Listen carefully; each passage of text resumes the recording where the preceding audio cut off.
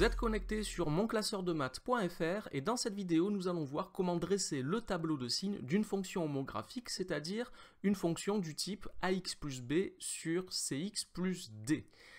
Alors, nous allons voir la méthode à partir d'un exemple que voici. Nous allons dresser le tableau de signes de la fonction h de x qui est égale à 2x-5 sur 3x plus 7. Et pour pouvoir faire ce travail, il faut connaître la règle de signe d'un quotient. Un quotient est positif si son numérateur et son dénominateur sont de même signe, et un quotient est négatif si son numérateur et son dénominateur sont de signes différents.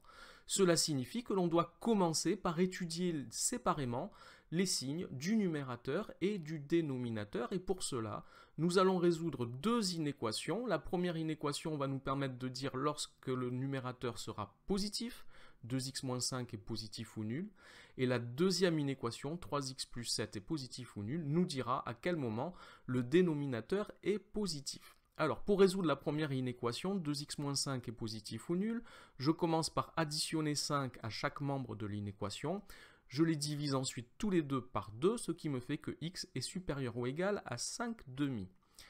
Pour la deuxième inéquation, 3x plus 7 est positif ou nul. Je commence par retrancher 7 de chaque côté de l'inéquation. Je les divise ensuite par 3 et je trouve que x est supérieur ou égal à moins 7 tiers. Donc je sais maintenant à quel moment le numérateur et le dénominateur sont positifs et donc à quel moment ils sont négatifs. Alors c'est à ce moment-là que le tableau de signes va nous être utile. Nous allons récapituler donc les résultats dans un tableau de signes que voici. Le tableau de signes a 4 lignes. La première ligne, c'est pour x, les variations de x. Ensuite, nous avons une ligne pour le numérateur, 2x moins 5, une ligne pour le signe du dénominateur, et enfin, pour le quotient, c'est-à-dire pour la fonction h de x.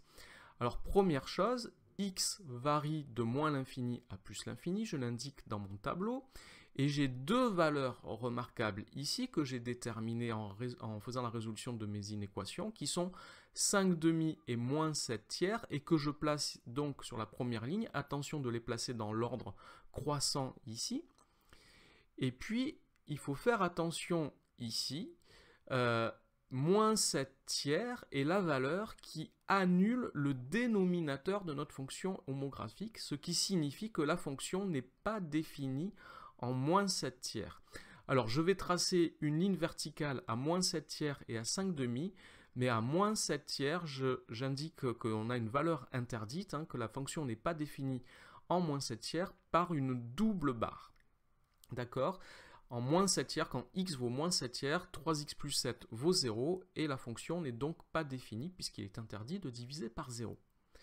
On aurait pu commencer par chercher l'ensemble de définitions de cette fonction h de x, et nous aurions trouvé qu'elle était définie pour tous les nombres réels, sauf moins 7 tiers. Alors maintenant, je vais regarder donc le signe du numérateur, 2x moins 5, il est positif lorsque x est plus grand que 5 demi. C'est donc ici, entre 5 demi et plus l'infini, que je veux mettre le plus. Donc dans les 9 cases du tableau ici, nous allons mettre des signes plus ou moins, en fonction de ce que nous venons de déterminer dans la résolution des deux petites inéquations.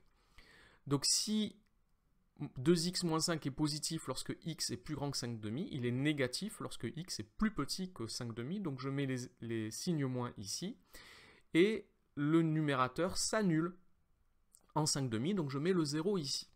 Maintenant, 3x plus 7, le dénominateur est positif lorsque x est plus grand que moins 7 tiers, c'est ce que nous venons de déterminer.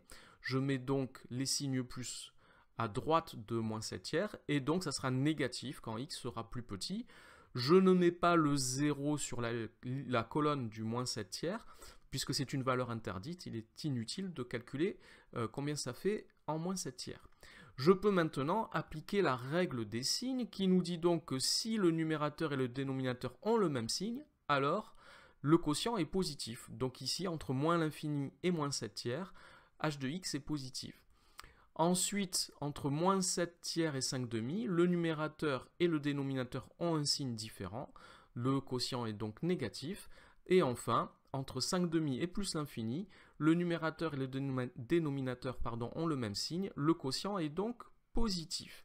J'ai donc ici le signe de h de x. Je rajoute une chose, c'est qu'en 5/2, le numérateur est égal à 0, donc h de x s'annule en 5/2. Et là, j'ai le tableau de signes complet de cette fonction h de x. Alors, on peut récapituler par des phrases. On peut écrire, par exemple, que h de x est positive sur l'intervalle moins l'infini, moins 7 tiers exclu, puisque c'est une valeur interdite, union 5/2 inclus jusqu'à plus l'infini. Moins l'infini et plus l'infini sont exclus des intervalles. Et enfin, que h de x est négative sur l'intervalle moins 7 tiers, 5/2, moins 7 tiers encore une fois exclu, 5/2 est inclus dans l'intervalle. Voilà donc sur la méthode pour dresser le tableau de signes d'une fonction homographique. Cette vidéo est maintenant terminée. Merci de l'avoir regardée. N'oubliez pas de lui donner un j'aime, de vous abonner à la chaîne. Merci, au revoir.